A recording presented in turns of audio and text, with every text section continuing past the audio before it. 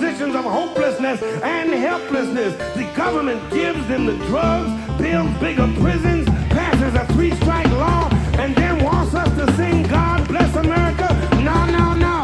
Not God Bless America. God damn America. That's in the Bible for killing innocent people. God damn America for treating us citizens as less than human. God damn America as long as she tries to act like she is God and she is supreme.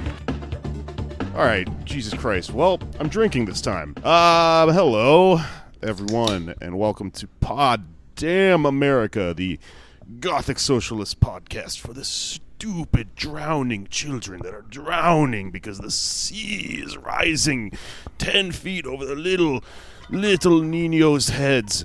I'm Jake Flores. I don't know what I was going for there. Anders Lee is here from DC. Anders Lee here from D.C., from downtown. Downtown D.C. Downtown, Anders Lee Brown. Debatably, Clowntown. Whoa. And Alex Patak is here. What's up, everybody? It's great to be here for the first time doing podcasts. Yep, we're not redoing a podcast at all. We're professionals. And we have a special guest from the damn Dollop, from the Dollop podcast. Dave Anthony, welcome to the show. Hello. Hi. You're here. Dave, hear thanks me? for coming It's on, exciting. man. I feel so soothed hearing your voice in real time. It's so much better than when my mouth is just opening and closing, but Yeah. you guys can't hear anything. It was weird when that was happening the first time around. Right? I, for one, am glad it's over. It felt like in Harry Potter when they trap people in a painting, Yeah, and they look around all mad, but they're just in a painting. but they can't. They have mouths, but they can't scream. Are those alive? I always think about that, because they move around and do stuff. Nothing in that shit the makes Dementors? sense. No, not Dementor. Anders, are you No. listening or not? Have you not read the Twitter posts about how it's politics? Dementors are another thing. I don't know. I'm just happy that did you see they asked Bernie about Harry Potter and just didn't get the reference. God damn. Like he didn't know what it was? He rules so hard. Hassan Minhaj interviewed him and he tried to make a Harry Potter joke and Bernie just stared at him blankly. Well, the man's been That's amazing. he's been doing important political shit for the last 100 years. He doesn't have time to watch the damn Death Eater movie. It's the way those references deserve to be treated. So for it to happen even once, Yes. it's very special. The thing I like about him is that he is only very cool in a really specific way, which is that he has good politics and he's kind of a grump. But he Cool, like the grumpy dwarf is cool. well, it's just fun to watch him interact with all the bullshit actual politicians, and he's just yeah, okay, whatever. But he good example of this is he doesn't have good taste in music, which kind of sucks, but it's actually kind of very endearing because he just doesn't give a shit. He likes Motown. I mean, but they have to they have to pull answers like that out of him when they talk to him about music, and he's very clearly does not give a shit. He's having events with Bon Iver, which fine. The Strokes are gonna be in New Hampshire. Cool, I guess, if you're a certain age, you know. This is how he lost the Kanye caucus. But it's actually a good sign that he doesn't have some superficial fucking Billie Eilish playing his thing or whatever. The billionaires are the bad guy. When in 2016, when Bowie died, they were playing Bowie at his events, but he didn't know what it was. Yeah, he's not in charge of that. They asked him, what's your favorite David Bowie song, the day after he died, and he's just I was not familiar with the songwriter. How do you miss Bowie? By really, really, really caring about socialism. Democratic socialism. I don't know. Anyway, without getting bogged down in the ongoing Gnostic demonic time stop spell that is Iowa lasting the rest of our lives, I'm going to talk about a very specific thing here today, and I invited you on, Dave, because I know that you have a background in this topic. We're going to talk about the climate end of the world. Does that interest you? We're going to talk about how we're all going to get Yeah. killed by hurricanes, etc. Alex, do you want to go ahead and get us started? Yeah, sure. And then I'll insert myself afterwards. Well, this is a slice of life from what I've got going on. I'll be on the internet like you or your average fellow, and I'll browse the articles. I'll read Twitter. I'll do what you do. And I found this very special one. I thought would be a good place to start our talk about climate change. It's the kind of thing you read, I don't know, every other week. That comes up and you just kind of take it in and then move right along with your day. But I thought this one had a really good title. It was called, it was in Common Dreams, and it was called, quote, "Really, really bad. Scientists raise alarm over warm ocean water beneath, quote, Doomsday Glacier in Antarctica." No good. Oh shit, says a scientist. They can't be any more direct with just like, "We're very serious.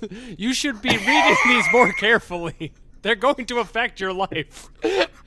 And you just read that and then go on to your preferred porn source. Does anyone hear this scratching sound? Sorry, All right. that was me. Yeah. It stopped. I was sharpening a pencil in California. Did you have a dog on top of your microphone? When I have squirrels. When I think about climate Nice. change, I have to sharpen pencils. We have to makes you check nervous. because the reality of Jake's apartment is it could be like an imminent situation somewhere 10 feet from us. There could be a number of different types of critters in Yeah, here. there's a lot of critters. Okay. Oh yeah, I lived with mice when I lived in New York. It was good. They're like it was just a roommate. You paid rent. Yeah, kind of. What was it like Doomsday. when I lived in New York? Mice were my roommate.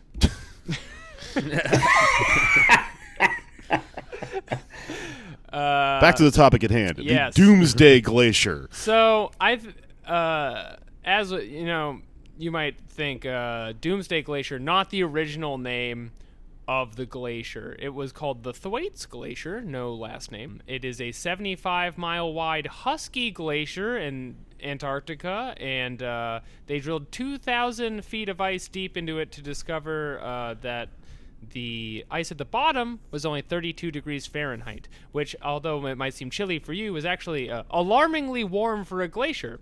And this glacier, which, you know, we know and love, is actually kind of alarming because if it melted, you know, which will take a while, it would raise the sea level 10 feet, roughly the size of stilts. It is alarming if a scientist digs inside of a glacier that is threatening to drown all of us, and it's the same temperature that it is in my apartment. If it's like the temperature of fridges and that does not like effectively keep your food good, it's a Yeah. problem. Yeah, Problem. so just in this casual reading, we found out that the Doomsday Glacier melted would be a 10-foot sea level rise, and just in the U.S., that would mean a loss of 28,800 square miles of coastal land, pushing 12.3 million people currently living in those areas out of their homes. Florida! Specifically, Florida! Florida would get even skinnier. Parts of Louisiana, probably. But that's just the U.S., too, because there are so many, you know, especially, like, I think Southeast Asian cities that are just, like, barely above the Yeah. water with millions and millions and Bangladesh, millions of people. Jakarta. Yeah. Exactly. So the numbers are actually far, far scarier than that. I grew up in Texas, and there's Galveston is down there, just a town in the Gulf where there's a wall they just had to build to like keep out hurricanes because the town kept getting destroyed by hurricanes. So they did like the only thing that Texas knows how to do and just built Build a a fucking wall. But They got in a fort. it's like such a band-aid situation because if everything just raises up, they just gotta like build another one or something. Yeah. And the oil companies have requested that the Texas build a wall around their oil refineries. Wonderful. Which, again, is one of their favorite things to do. As you may have heard in Texas, they like things big. Yeah. Yeah, I mean, and that Doomsday Glacier isn't the only glacier, which is the exciting part. No. You know, they're all over the place. Right. And they're all melting. This is gonna happen like a million times over. It's just the one with the best mean- name. Somebody gave it a week ago, I'm guessing. Yeah, I mean, because it's huge. It's the size of Florida, so it's a big glacier, you know. So if it goes, but they say decades are 100 years. But also, these things aren't linear. You know, there's glaciers in Antarctica that one broke off recently, and they realized it was basically holding up other glaciers. So now the other glaciers will move rapidly, or you could have what they call a pulse, whereas just a big chunk sloughs off into the ocean and sea level rises super fast. Yeah, that was a load-bearing glacier. This is going to be a real problem.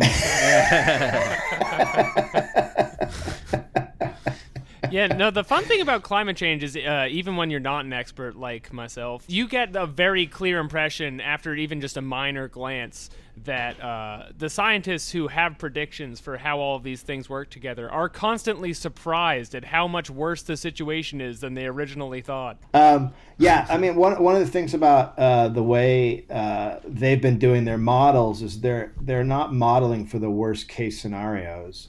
And so we're hitting those worst case scenarios in some instances, and they haven't built their computer models around that. No, so they're kind of surprised. Yeah. They're also assuming that more private investment in green technology is just inevitable, and that will just come with economic growth, even though there's nothing to really support that. No, not at all. I mean, the only way that's gonna happen is if people take to the streets and destroy oil companies with their fucking hands. Yeah, so this is like there's so much to cover here, and again, these just like apocalypse warnings you get every other week, just as a general, mildly interested citizen, that you have to kind of wonder how we got to this place specifically, where everyone is aware of what should be this directly life-threatening issue, but no one seems to care, which is very strange if you think about it. I think that like Australia is going to be a really good sort of test case right now, because they are obviously have the fires, which are completely insane. Mm-hmm. And if they don't change and have drastic action, I think it's really like, it might be a game over situation, because you just get used to it. You just get used to the disasters. You get used to all the news. And then the other thing is we're not being told. Like, the whole world's on fucking fire. It's catching on fire everywhere. We just got the Australian news because it's very dramatic, but go look at maps of where the fires are. They're all over the place, and they're burning where they shouldn't be burning. So we're not getting the news, but also when that catastrophe happens and no one reacts like they should, which they should be reacting like they're all going to die. I mean, that's how Australia should be reacting. And if they don't, well, I think it's a really bad sign for humanity. Yeah, Australia as the test case. The test is not going well. I'm not sure if you've heard any news from over there. There's essentially no pushback or move to improve the situation at all. We did an episode with somebody from a podcast over there, and it's pretty bleak. Yeah, well, they're too relaxed of people is the problem. Is they just famously go for a swim in the ocean when everything's on fire and hope it'll sort itself out. People were literally hiding in the ocean during those fires. They're just waiting on the shore for it to stop. Just drinking those huge goddamn beers. You can't just. That's not the answer to everything, Australia. They don't actually drink Every those. go bag should have an emergency, Fosters. I think it's like 70% of the people now think that they're in a climate emergency, but what does that translate to? They have the same problem that we have here, which is their Democratic Party is shit, and while they're saying we need to stop climate change, they're also approving the biggest coal mine in the world. So people aren't going to come out and vote for them because even that party is not doing anything about climate change. So, right, they've pivoted to coal. That's their move right now. It's just completely insane. So it all just goes down to corruption, and it's not a surprise that the two countries that are really the worst with climate change are controlled by Rupert Murdoch media. Yeah, the effect on media is going to be a lot of what we're talking about here. But I thought it would be like a good modern place to start in terms of where just a general confusion, which was intentional on the part of the power companies, started. And from what we know right now, scientists, because I don't know if you're aware of this, but people are like pretty good at science. We've been to like the moon and stuff. Have you seen this? Yeah. I fucking love science. They like go down into the earth and they go into the ocean. Yeah. Yeah, it's There's a lot of really smarty pants out there. glasses are just like everyone has them by this point. That is so true.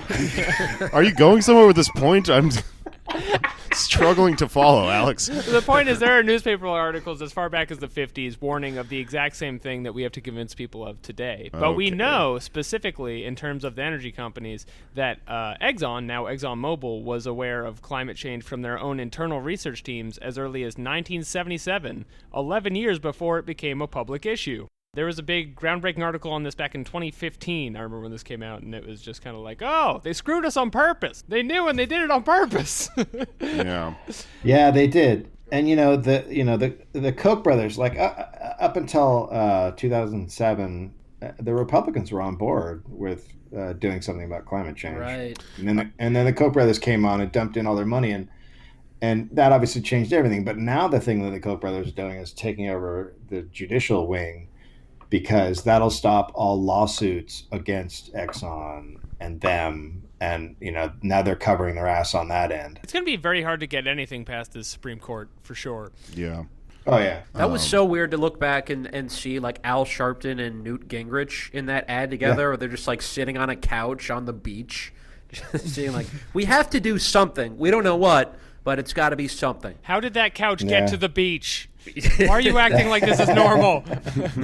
And you read about these things in the corruption. You don't want to be conspiratorial, so you think like, okay, maybe somebody knew, but maybe it was just a rogue agent and it wasn't that bad. But then you look into this at all, and it's actually far more damning than you could possibly guess. The senior scientist in the 70s, his name was James Black, and he wrote to the higher-ups at the company. He was like, okay, so we see there's climate change. Quote, present thinking holds that man has a time window of 5 to 10 years before the need for hard decisions regarding changes in energy strategies might become critical. And then, lo and behold, 10 years later, Exxon creates the Global Climate Coalition, their PR group to talk people out of acting on climate change. Yeah. The name is Global It's really Climate bad. Coalition. So are they trying to sound like they actually care, or they're just pure deniers? Their move throughout the 80s and 90s was to enthusiastically deny there was any kind of consensus on climate change, which is kind of the discourse we grew up in, which is, there's a lot of warnings, but I'm not convinced. And that's where all the PR funding for that started. It becomes an issue that is about preserving market forces and their ability to act with the hopes that, over time, we'll figure it out. Yeah. As we get into where I'm going to go with this, we've touched on a couple of things that I think are really central to the problem. One of them being the Koch brothers and their sort of astroturfing of these ridiculous, vaguely named things like the Climate Coalition. But the other side of the coin is The Weather Fellows. The idea that's becoming more and more ridiculous as time marches forward, that this can be solved with some sort of like market solution. Probably the worst line in the TV show Rick and Morty of the entire run. There's just something that happened on that show that made me like jump up out of my chair and get pissed off. Was They turned Rick into a pickle. well, Rick is supposed to be this guy that the viewers of this TV show. I got so mad when they turned him into a pickle, because that's what's going to happen to us. No, He's avoiding going to therapy. no. There's a lot. Rick Sanchez is supposed to be this guy who I know Dan Harmon sort of writes a lot of his theories through that he thinks he's super right about, and he's supposed to be this guy that's smarter than fucking both left and right, etc. He's, he understands the downfalls of the government. He's kind of this libertarian character or whatever. But at one point he goes like, he just says something about how there should be a carbon tax that would solve global warming. And it's written in this way where you're supposed to be like, damn, dude, that's so smart. And that's literally like, we've tried it. It doesn't fucking work. There's a tax. I know. Yeah, I get so mad at him, and It did sets the Morty you up voice. for it. The last estimates I saw for a carbon tax for them to be effective, it's upwards of $300 now. So it's completely, it could have been in the 80s if we did that. It might have had some impact, but now it's like it would just collapse the economy. Right, it would have been a fun place to start decades ago, but actually by this point it is far past the kind of like piecemeal measures you can hope to do. The Yellow Vest protests in France for the last few years are all about like relatively small carbon tax that essentially just offloads the economic burden of these things just onto anyone who drives. Right, hence the yellow vest. Parentheses, working people. My roommate just got home from France. That's why he's dressed like and that. he's wearing a yellow vest. He lit a fireman on fire. I mean, you're just like part of this podcast by walking in the background. Jesus Christ. Bonjour, Sean. I mean, yeah, we should be taking the money from the oil companies. We should, nationalize them. Yeah, there maybe was a missed opportunity at some point for our whole capitalist system to maybe form a patchwork that would slow any of this down or form some sort of buffer. But I think we're actually hitting some like an accelerationist point with this shit, where it's we stop the capitalism and we just save yourself, upend the whole system, or we fucking die because the planet kills us, which is, mostly bad, but kind of good, like the end of Watchmen when he drops the squid on everyone and then they get along, Because we all unite against the squid. And in a way, climate change is the squid. Isn't that something to think about? Spoiler alert, end of Watchmen ends with the squid. Yeah, we will put a spoiler on this episode. But, I mean, the reason that we never got a carbon tax is the same reason you don't get anything nice in capitalism, which is the nice option is never the one that's taken by the society that can't plan any farther than 5 years ahead. Yeah. So it was never going to happen. It's a genie wishful thinking kind of thing. As is cap and trade, which was like looking like the only solution Democrats were coming up with, and now that's off the table, which is good because that was also a non-solution. That was the Obama move. Yeah. But the reason that specifically that we weren't getting any progress in the 80s and 90s when this was a universally known problem, the Earth is heating up, we don't know why, and we're projecting that we're all going to start drowning, is because of groups like the Global Climate Coalition, because of the works of the Koch brothers. The Global Climate Coalition itself kept the U.S. out of the Kyoto Protocol in 1998. It stopped other countries from joining it. The thing is, the people who work in these kind of businesses know exactly what they're doing. So while they're telling everybody that we don't have to be worried about climate change, they're exchanging internal memos in their company that say things like, quote, victory will be achieved when the average person is uncertain about climate science. Right. That was actually their goal. It's like the writing is so bad for this end of the world. It's really terrible. Their goal wasn't even to make people believe it's not real. It was just to spread uncertainty, which is such super villainous shit. Just to cultivate millions of self-described free thinkers who think they're like incredibly original by being like, I don't know about climate change. Yeah, through Rick and Morty. To distribute Rick Sanchez's around America. Just as a final note for the Exxon part of this, as of when this article came out in 2015, according to Greenpeace, Exxon had spent more than $30 million on think tanks throughout the decades to promote climate denial, which is just essentially to throw a guy into every conversation who's just like, what are we even talking about right now? Yeah. And also just think about how little that is to them. $30 million is really fucking nothing. Like if they really wanted to go at it hard, they really could. They saw the end of the world and threw pennies at us. That's essentially what happened. And one of my favorite examples on this, and I don't want to get stuck on this, was similar to the Rick and Morty shitty line, was the South Park Man Bear Pig episode. You guys remember that? Yeah. Mm-hmm. I didn't watch, but I remember it happening. The thing about it is very funny. It's just Al Gore, and he comes up, and he's just making things up. He's like nothing like the real Al Gore. He's like an extra crazy guy. He talks like a like schoolgirl or whatever, and he leads them around to chase down Man Bear Pig. But the only thing people knew Al Gore from was the climate change stuff. So you take this super powerful television show and tell like everybody in the most powerful country in the world with the worst climate record, don't take this seriously. It's just an invisible man pig. Yeah, they had to apologize for that, right? It's like the only thing they've ever apologized for, and they apologized for it in 2018. Yeah. What, 2 years ago? Did they do it in 2018? Yeah. Like 15 years later, they were like, "Oh, our bad on that one." That's funny. Yeah, but let's just be excited that libertarians apologized for something. I know, it's quite remarkable. And it does go to show you, I mean, I think you are right. That shit was funny, which I think is, it's just in an age when everyone's like, comedy is about truth. Yeah. It's kind of an important thing to look at and go, no, you can make actually a really funny, compelling argument that is complete bullshit. It's kind of like a tough time to be a comedian in that the moment to be funny seems like it's almost past. Well, also, it's not very valuable socially right now. Culturally, to be hilarious. People like believe that what you're doing is like, truthful and you're a philosopher and all this shit. And it's like, no, we're a bunch of fucking idiots. Listen to the scientists, you fucking moron. Al Gore, he's sucking his own dick. I've said before, I think An Inconvenient Truth was a major setback. I thought it was the funniest film I've ever seen.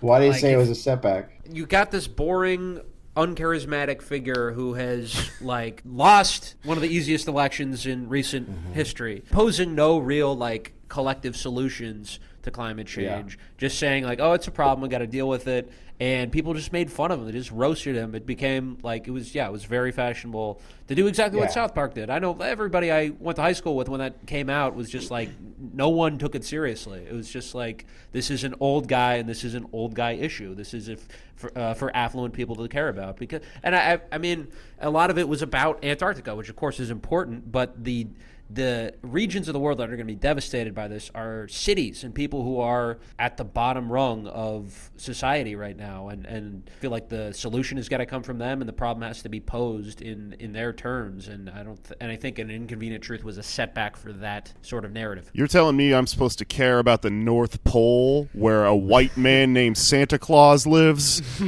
I care not. Santa's actually black. Have you been to Amsterdam? But it was a PR move, right? It was a guy who came off losing the easiest election, and so he had to rebuild his legacy, which he did it with that. And I think you're right. I think he was the wrong messenger, and it did backfire. Yeah. I mean, he's the most boring fucking guy in the goddamn world. He really is. Some people are so bad. I don't know if anyone has made this joke, but more like Al Gore. No, I think you're the first one. Way to go, Anders. First one to do it, Did I Anders. just think of You that? just broke ground in God. 1996. I should write for South Park. You write for a TV show right now. That's true. Where the fuck was Gore when he was the vice president? He wasn't doing shit about it then, and then when he's out of power, all of a sudden, that's the kind of shit that is why we are where we are. Yeah. I mean, he really was a thing that aided in a manufactured narrative that this is sort of a privileged thing to care about. Does anyone mind if I get right into my thing? Because I think it dovetails with what we're talking about. Oh, no. After you, Jake. Okay, so... We already segued to Al Gore, which was the bullet point above this. So, everything that we've been talking about sort of all connects into a large story that spans, a few decades, and I've been reading Dark Money for the last few months, which is a book. Oh by God, Jane is that Mayer. depressing? Yeah, it's fucked up. That's why I'm reading it in chunks. And Muntz is right, because you literally can't sit down and go through it in one reading. You just can't. It's too depressing. I have to do it in chunks because it's so fucked up, and also it's a long story. So there's a lot of different stuff that we already talked a little bit about the Freedom School and how they overlapped with these crazy cults that are. I learned from listening to the last podcast on the left right after we did our episode about theosophy, this crazy cult that a bunch of libertarian thinkers were involved in. That cult also is the origin of the Hale-Bopp comet, Heaven's Gate cult. So all this stuff is connected. I'm continuing my theory that libertarians are warlocks and the bad kind. We'll get to that a little bit in this section. But, basically I want to start by talking about something that we touched on, which is that climate awareness was actually a fairly bipartisan issue before the Koch brothers got involved, when they realized that, the climate awareness is a thing that would be in direct conflict with their interests in the fossil fuel industry. So, for example, LBJ's campaign, a Democrat, was largely funded by oil companies. That's a thing that used to happen before these things got sorted out from one side to the other. Republican President George H.W. Bush was very active in terms of climate change. He's quoted at one point as saying, "We're going to combat the greenhouse effect with the White House With effect. the White House effect. Which is... That's how people talked back then. what a Such a ridiculous... fucking idiot. Yeah. I don't really know what he meant by that. And I'm His sure he plan didn't- was to use a jet strike onto climate change. Yeah, he was going to shoot the atmosphere. Yeah. Isn't that something... Wasn't Trump going to nuke the sun at some point? I can't remember. Read my lips. I will kill the sun. We will take his sunglasses. Why am I doing him like Ice-T? Okay, so- Which we've established previously. We cannot do an impression of. Yeah. Okay, so the Koch brothers, their journey from from having a father who's sympathetic to Nazi Germany that raised them in just the most bizarre way possible. You're going to want to get stuck on that. Just move right on past it. Yeah, I mean they're interesting because they started off as such far-right, like libertarian extremists that they weren't actually that involved in politics itself, because they for example, would call the most right-wing people in politics like liberal, whatever the equivalent of snowflake was back then. They would look at a fucking Rush Limbaugh or something and be like, this guy's a fucking hippie, Right, they do like Michelle Bachmann's shit. Yeah, they really just believed in sort of, like the market, and that they could just operate as independent people with their money, but obviously that doesn't fucking work. Their whole thing is bullshit, right? So eventually they sort of developed these ways to dump money into Republican politicians' pockets as a way of, hijacking whatever the fuck was already going on in the Republican Party at that time, and using, this thing known as dark money that this book is about to influence the government. And one of the ways they did that was the concept of astroturfing, which is this kind of almost psyop type thing where they would create a narrative from the ground up by hiring and paying people to pretend like they cared about a thing more than they actually did. And Right. they would create In the same way, a field, an astroturf field, it's not a real field. exactly. It's Fake. Oh, that's what that means. yeah, it's fake grassroots. It's also what we're gonna have on the ground after climate change. You It's can put it on a roof. gonna be the damn Astrodome everywhere, and you're gonna have a picnic with your special lady, and it's gonna go. Yeah. It's gonna hurt. Look out for the It's astroturf spiky. ants. You're fucked. We can't do this, right? So, they create like PACs, special interest groups. We've already named a few of them, but largely just these vague organizations that just had like all these insane names that that like they're misleading. They kind of sound like they're actually about one thing when they're actually about something else. The strategy of astroturfing came from the work of Doug Goodyear and Tim Hyde of this thing called DCI Group, which is one of many of these weird-ass names. They protected the interests of the tobacco industry by creating fake smokers' rights groups, which is not a thing anyone has ever organized for. Right. Outside of maybe like Dennis Leary or like that type of guy in the 90s. But no one's ever showed up with fucking pickets. Smoking is... famously, I'm on fucking break. it's a famously cynical thing to do, so like no one's really rioting in the streets over it, which is part of Also why hard to get a chant going among smokers. I mean, All right, Anders, let's not, attack the helpless people. the differently lunged like myself. differently lugs. I We're the last podcast that should attack smokers, actually. what I'm saying about this smokers' rights thing is like I live in New York. I pay $14 a pack for no reason. I should quit. I don't care. This is a well of apathy. This part of my life, smoking. So like the idea that they paid people to be out in the streets that are like it's about liberty. Like there was fake. Right? It's weird. The comparison to the astroturfing and just like effect of these misleading groups on the politics is always compared to smokers' rights groups and like anti-smoking groups, because people knew smoking killed you decades and decades before anybody did anything about it, and it took millions and millions of lives, which is what's going to happen very shortly here. Well, I think that's why it was such a.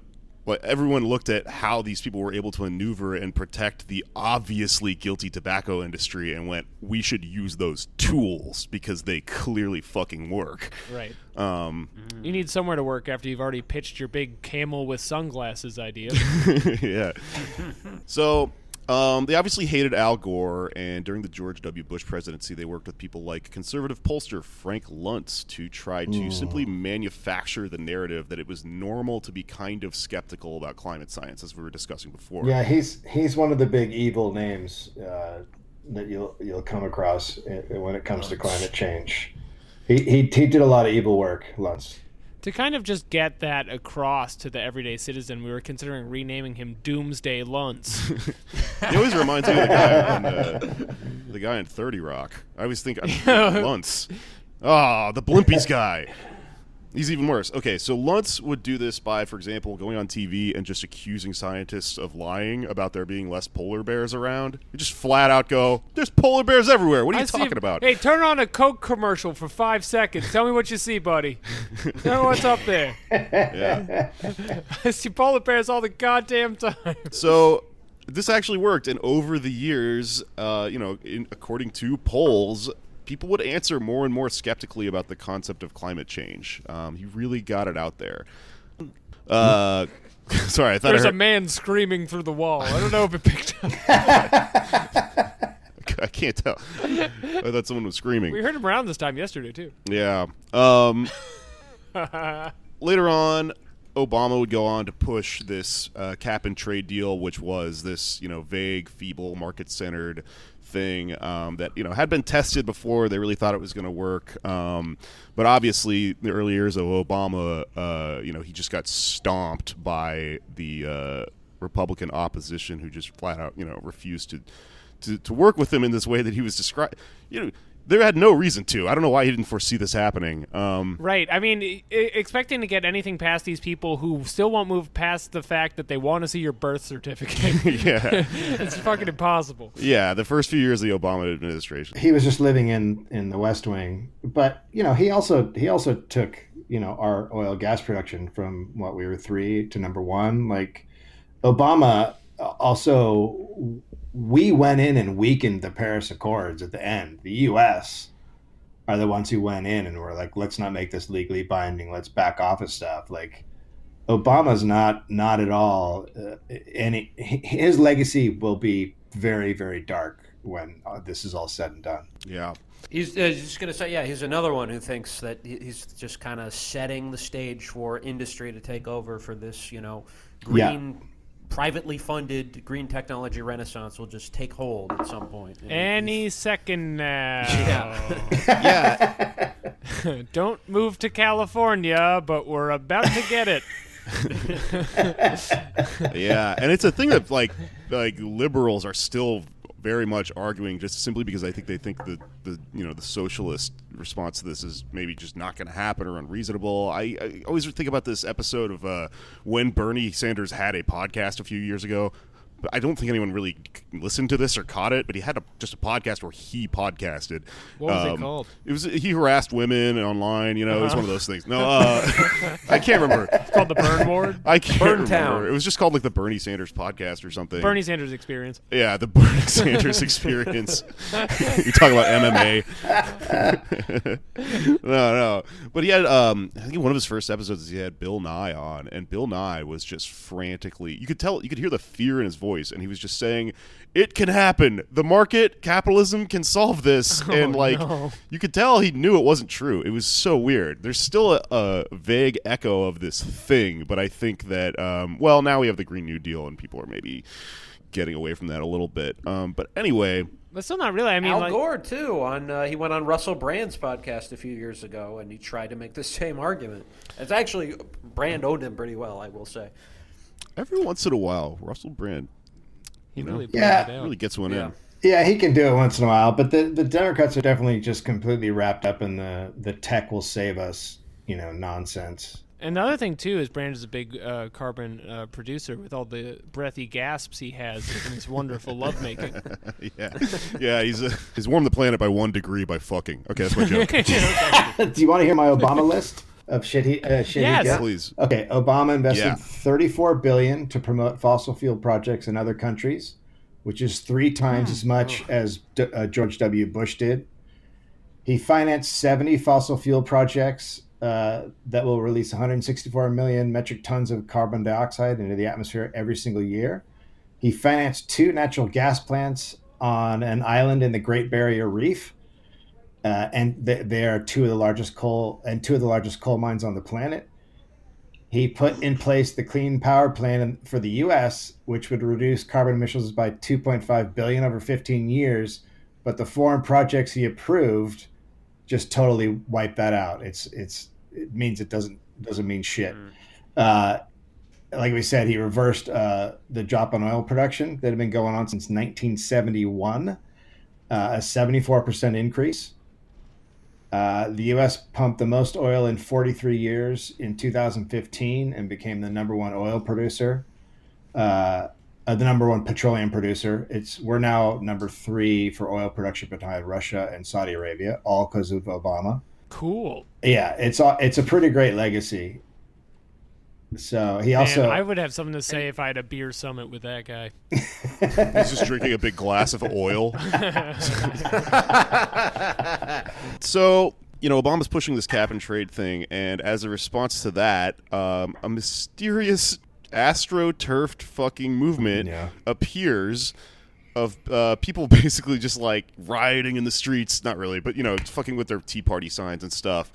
And the thing that they're all so concerned about that supposedly occurred so naturally was this concept of the cap and trade bill causing their gas bills to go up, which is like a thing that only Hank Hill has ever organized about. Like no one is my grilling, it's gonna cost me hundreds and hundreds of dollars. I'm just trying to grill. Yeah, damn it, Obama. What would King of the Hill have done if Obama was president while it was? You can't think about Would he that talk too hard. about it? Would he talk about it? Everyone on that show would have voted for Trump. It's not fun to think about. I think there are some Gary Johnson supporters in there. Maybe. That's true. Dale Gribble would be QAnon at this point for sure. Yeah. I mean, it really, I love that show, and it did, kind of identify some of the precursors to that type of shit. Yeah. But I think Bobby is probably K-Hive. Yeah, for sure. His dad would be so pissed off. So cap and trade would make it to the Senate, basically dead in the water, but it was spoken on behalf of by this very bizarre coalition of Republican Lindsey Graham, Democrat John Kerry, and who I would list as maybe like a verse political person. That's a gay term I learned on the internet. What Joe does it Lieberman. mean? It means you both fuck and get fucked. Okay. Joe Lieberman. The switch. Is that that's what a switch is? I always wondered. Okay. I think so. I think it's another Right. term for a switch. Yeah. Joe Lieberman, political switch. He likes it all. Right. So, It's a Nintendo term. so Lindsey Graham, John Kerry, and Joe Lieberman, would speak about it and promote it in this sort of like bipartisan effort. A group called American Solutions ran attack ads framing cap and trade as this tyrannical nightmare. All of this culminated in a Tea Party activist calling Lindsey Graham gay. Senate floor. It kind of went viral, and that person, I think, turned out to work for American Solutions, which is obviously run by the fucking Coctopus. It's an op. Wow. It's a homophobic op. The funniest thing is just that, that's all they had to do was hire someone to just go. And I think the actual quote is somewhere he goes "Listen, pal, I don't care about what you do in your own time, and I don't care about your lifestyle. I just mean, the energy bill thing." And Lindsey Graham is just like, "What are you talking about?" Because he's not gay. It's just like the kind of Metal Gear mission you would get working for the Coctopus. Snake, we need you to go do tropes to Lindsey Graham. Yeah, he says, "I'm a tolerant person. I don't care about your private life, Lindsey, but as our U.S. Senator, I need to figure out why you're trying to sell out your own countrymen, and I need to make sure you being gay isn't it." Graham isn't gay, and American Solutions is funded by Newt Gingrich and the fossil fuel industry. Yeah, I got an American solution for you. Marry a woman. There you go. Jesus Christ. Oh my God. Anders is. So that was like the elaborate move to make Lindsey Graham a victim? Yeah, and it was weird because it was To use already victim dead in the culture? water, but Yeah. I mean, this is just one of the many things they would do to slowly influence the culture, which is something that, the Koch brothers straight up bribed people plenty, but I mean, they also just dumped tons and tons of money into these, like we talked about, the Freedom School, these like think tanks and things like that to sort of pervade all of this, this ideology as, really trying to achieve like a cultural hegemony, I guess. There are millions of AstroTurf groups and dubiously named think tanks in this book. For example, there's a group called CO2 is good. It's owned by a coal magnate, if you do a little digging. But most of the tentacles of the Kochtopus have origins in the Heritage Foundation and the group called Americans for Prosperity, or AFP. You can trace almost everything back to AFP and the Heritage Foundation. So, for example, right after Obama was elected, when everyone was focused on the bailout, and that was really like the 24-hour news cycle was the economic crisis at the time, this ad popped up out of nowhere, right? An ad was a television spot about a spoiled slacker named Carlton. Hey there, said a louche-looking young man plucking away at a plate of canapes. I'm Carlton, the wealthy eco-hypocrite. I inherited my money and intended fancy schools. I own 3 homes and 5 cars, but always like to talk with my rich friends about saving the planet.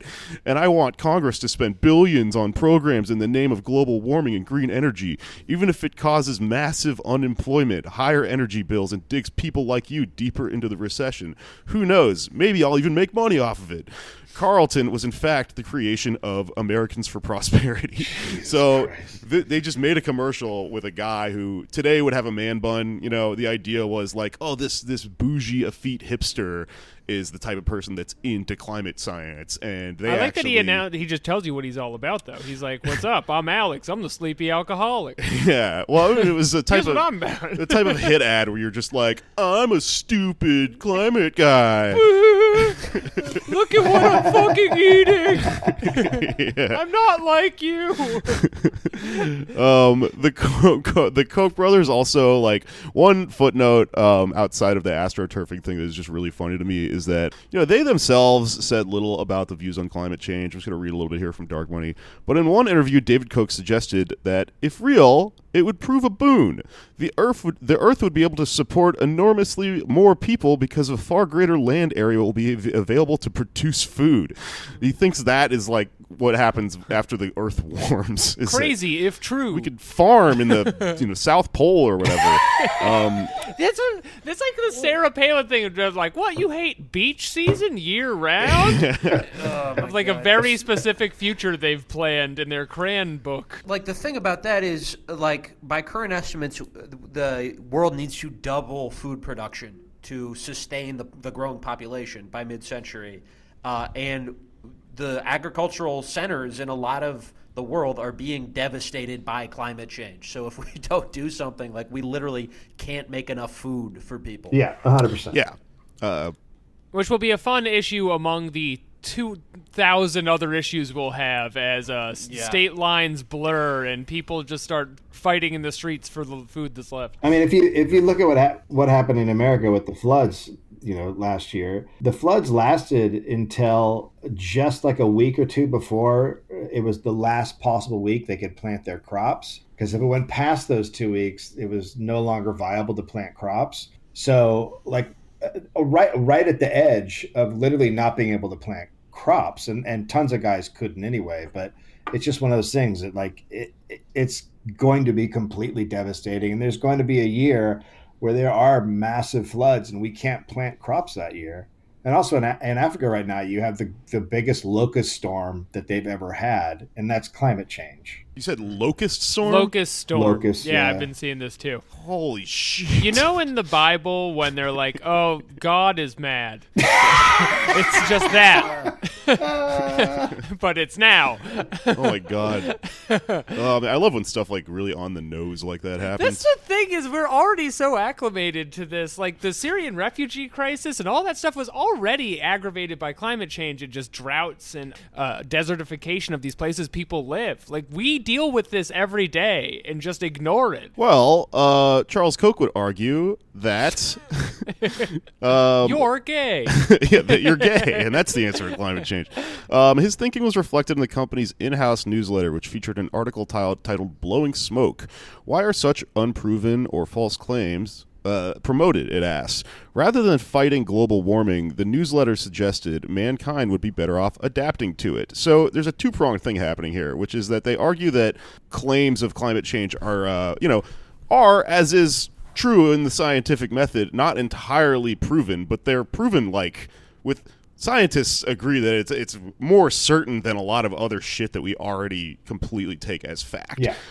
So they're just trying to manipulate the language of science. But then they're also saying, but hey, if it is true, there's a whole other way we can go with this, where we can adapt to it, and it's cool. So there's this really, really black-pilled weird thing where they're just like, well, we have to accept that the end of the world is going to happen, and there are various ways that we can work around that. So one of the best ones is, he says, since we can't control Mother Nature, let's figure out how to get along with her changes, it advised. A similar line was subtly argued in the David Koch Hall of Human Origins in the Smithsonian National Museum, which opened in March 2010. The message of the exhibition, funded by his fortune, was that the human race had evolved for better in response to previous environmental challenges and would adapt in the face of climate change. 2. An interactive video game suggested that if climate on Earth became intolerable, people might build underground cities and develop short, compact bodies or curved spines. He made a video game about this. Short, compact bodies? Yeah, where he's like, you people could just go underground and curve your spines to live underground. That sounds fun, right? It's already very attractive. Ladies want to get themselves a mole man. Somebody who digs for the pussy. Yeah, that is the bleakest fucking thing. It's just going to be, this is what our discourse is going to be. Like, this is the next step of this. We already remember in the earlier debates when Andrew Yang was like, I don't know why no one's talking about it. We have to find higher ground, which is why I'm starting my space colony. That's just going to be the next phase of conversation we're having for the next 20 years.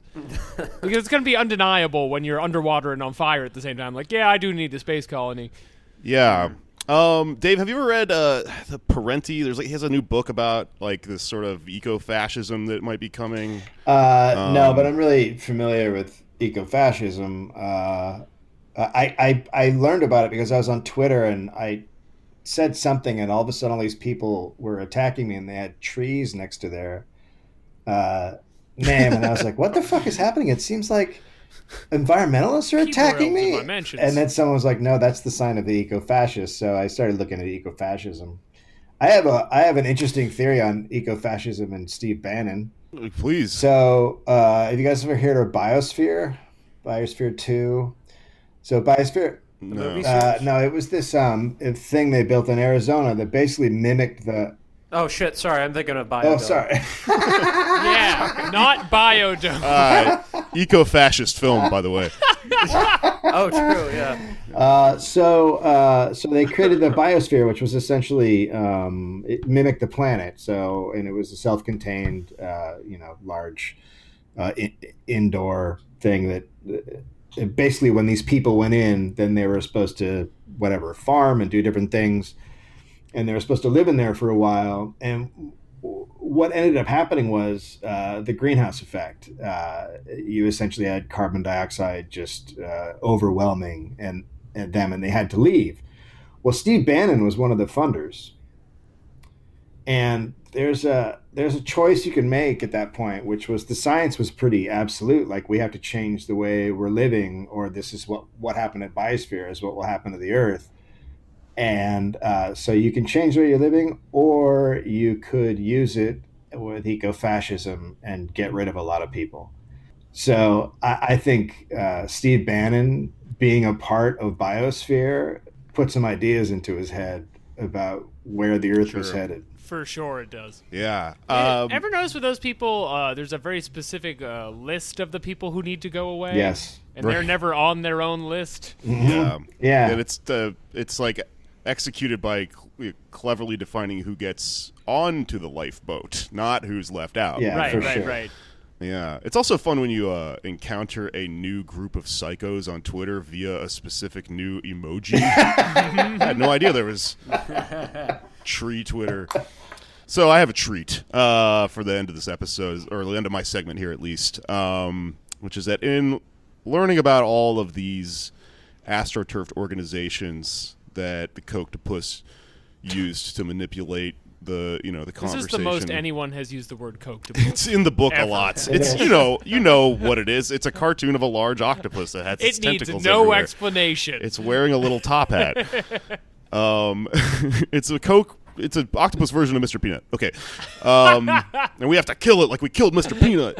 I know. So, the absolute weirdest group they helped fund has to be this thing called the Cornwall Alliance, run by a guy named E. Calvin Beisner, who is something called a dominionist, which is an extreme branch of Christianity that believes in totalitarian theocracy, and whose goal is to, quote, bring order to the Alpha Quadrant by creating a theocratic American government where slavery is legal and the justice system is reverted back to the Old Testament. Dominionists are sometimes referred to as the American Taliban. Fantastic. Beisner wrote this thing called the Cornwall Declaration, which attempts to invert and repurpose the biblical concept of stewardship.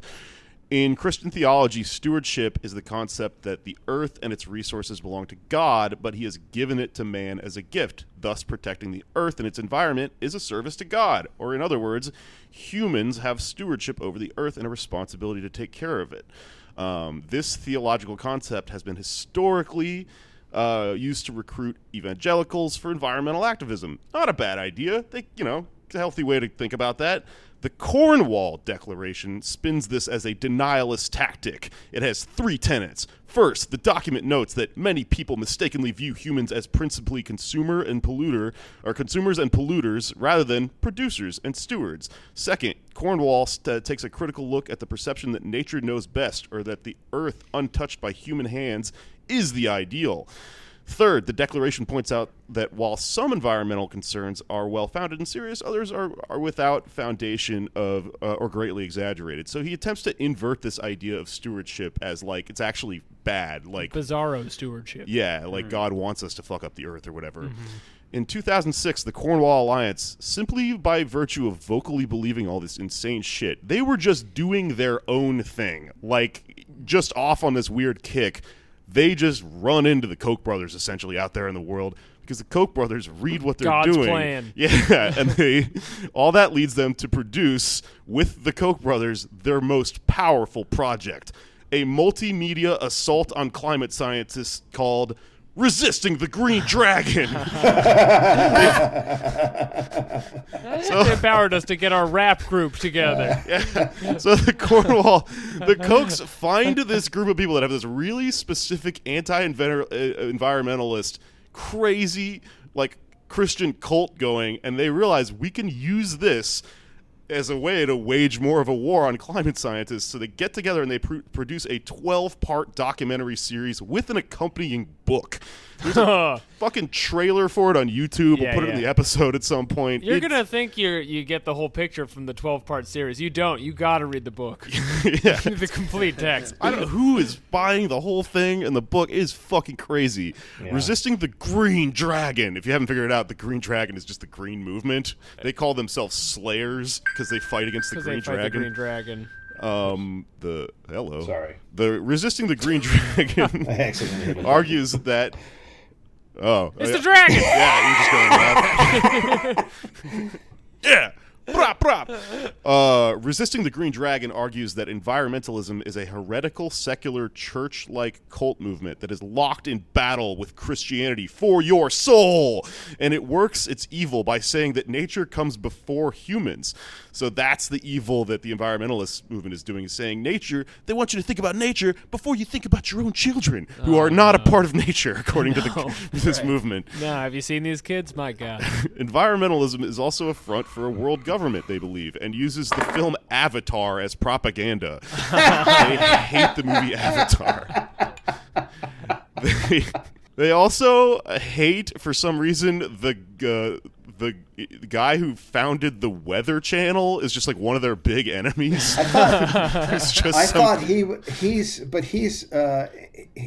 He doesn't believe in climate change. Wait, really? Yeah, No, but he's part of the Green Dragon, though. right. But no, but the guy who, or maybe it's a new guy who owns it, but the guy who owns the Weather Channel is a climate change denier. Well, it might be the guy who owns it now, because the guy who started it, I looked him up. Does the president appoint the CEO of the Weather Channel? He's the Weather Channel was founded by a meteorologist who named, let me pull this up here, John Coleman, who died 2 years ago. So it may be that his organization was taken over by an anti-climate person. I don't know. It's an inside job, inside the Weather Channel. But I mean, fucking resisting the Green Dragon is just a treat. The YouTube videos are insane. They just use like new metal font to put their names down there. They're all former pastors, like something happened. Yeah.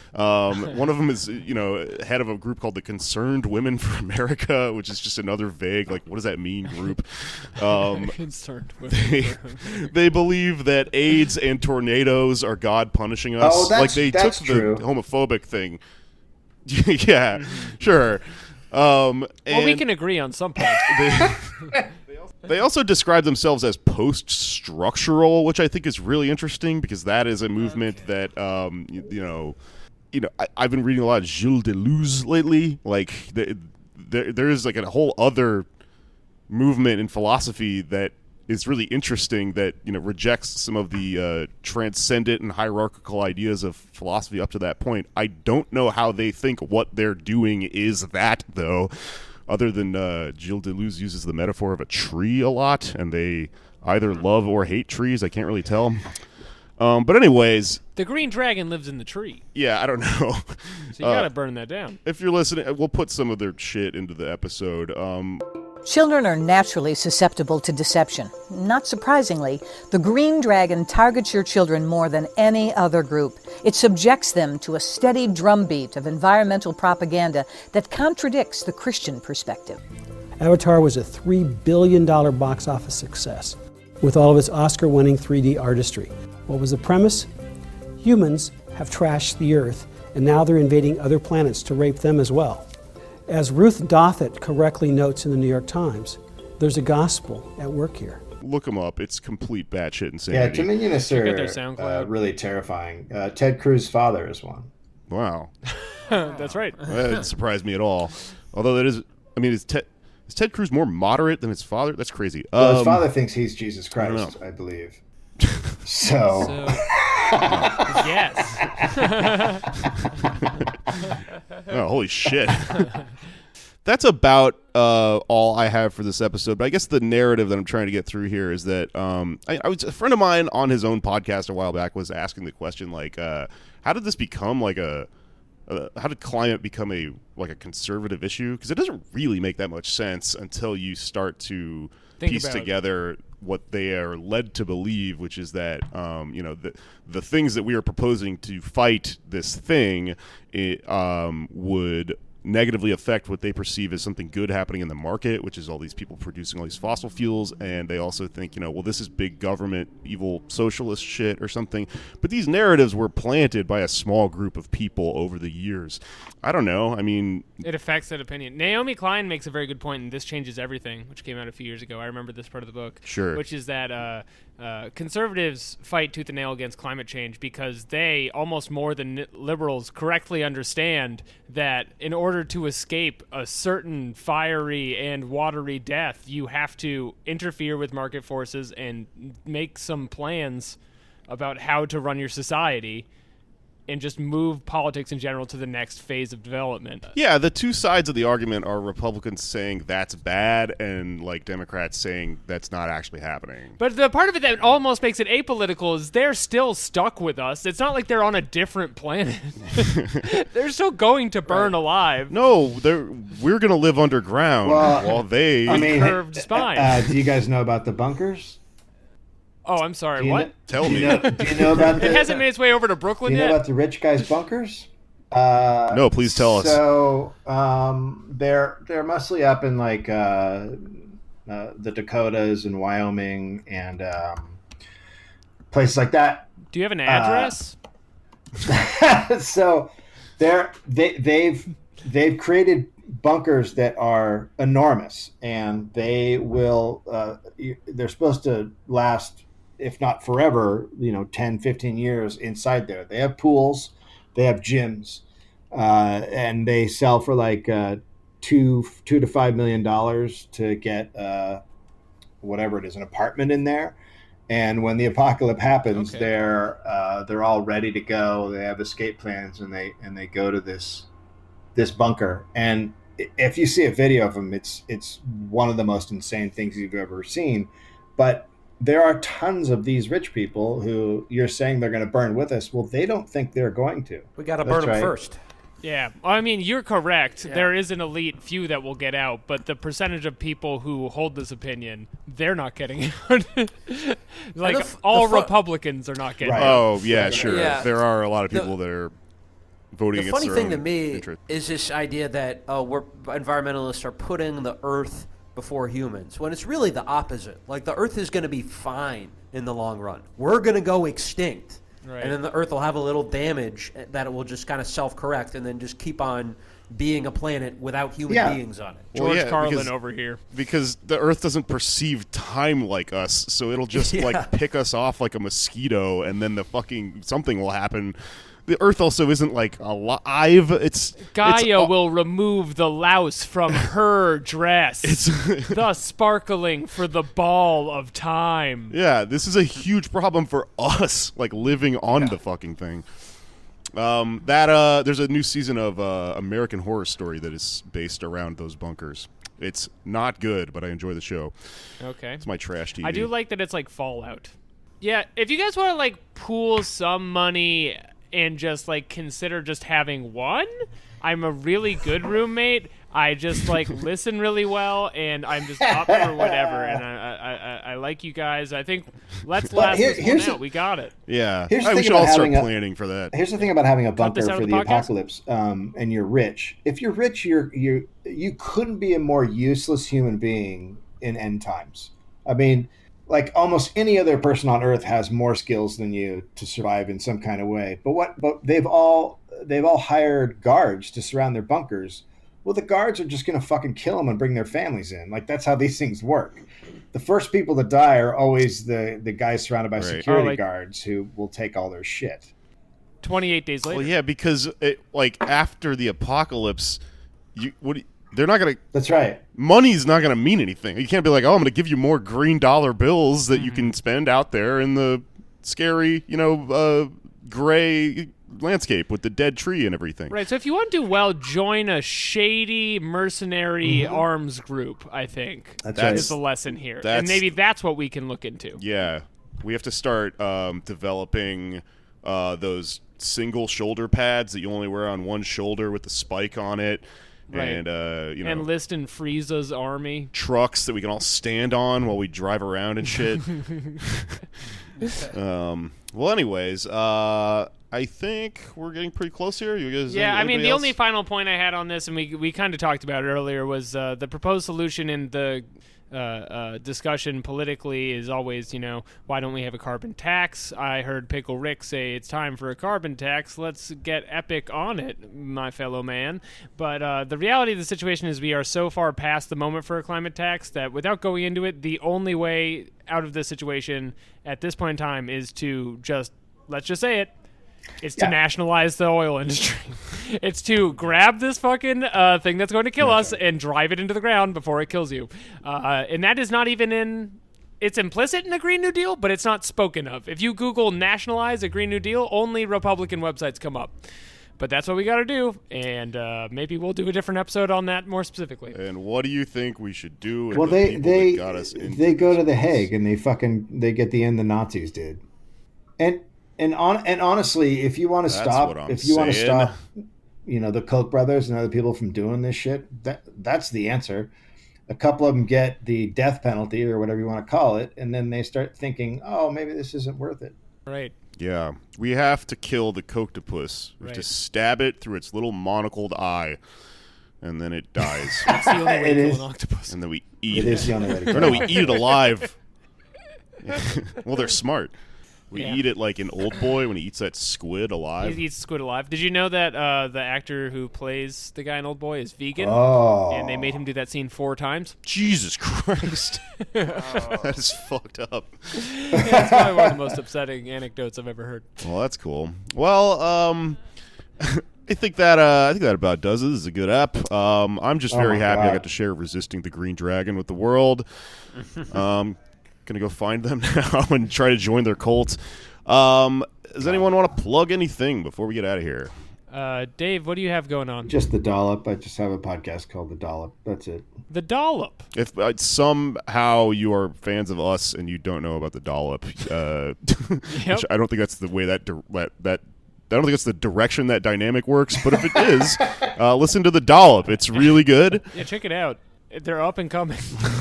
I just listened to the one you did with Patton on, was it Reagan you guys did? Oh, Reagan. Yeah, that was a great one with Patton Oswalt. Yeah. Yeah, it was funny as shit. Yeah, it and turns also out very depressing. Turns out Like- we've been here before, huh? Yep. Yeah, You gotta laugh. yeah. And if you are fans of us, you have to come to our March 3rd live show for Super Tuesday at Caroline's on Broadway in Times Square. I'm told we're gonna have a like a promo word you can type in to get tickets for $10. Nice. Green So Dragon. yeah.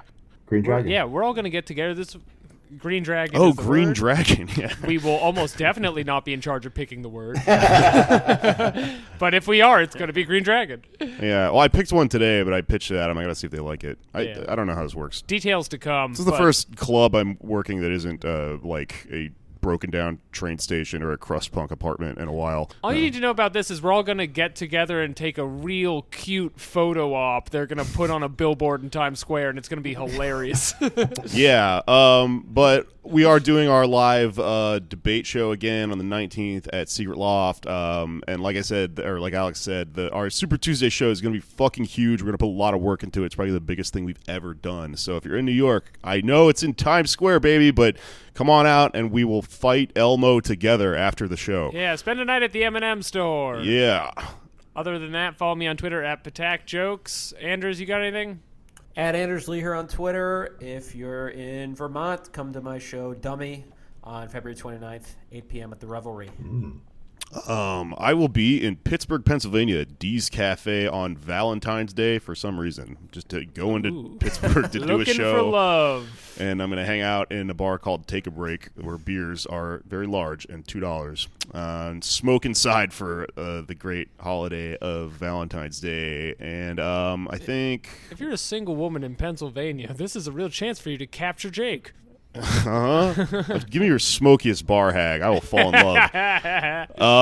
Yeah, I don't know. I've also got tons of shit on my pinned tweet. I think I'm going on tour with Street Fight again in April. We're going to Florida. So, yeah, I don't know. Just keep paying attention. And, one more thing. If you like our podcast, I always forget to do this. Rate, review, and subscribe in the iTunes app because it'll help us get our numbers up. And we need to reach more of the stupid children. And if you see a climate executive of some kind, harass them and make them afraid for their lives. I guess that's my only plug. Yeah. That's a good plug. All right. That's a podcast, everyone. Yep. I'll see you at the meeting. Thanks, guys. It is finished. It's finished.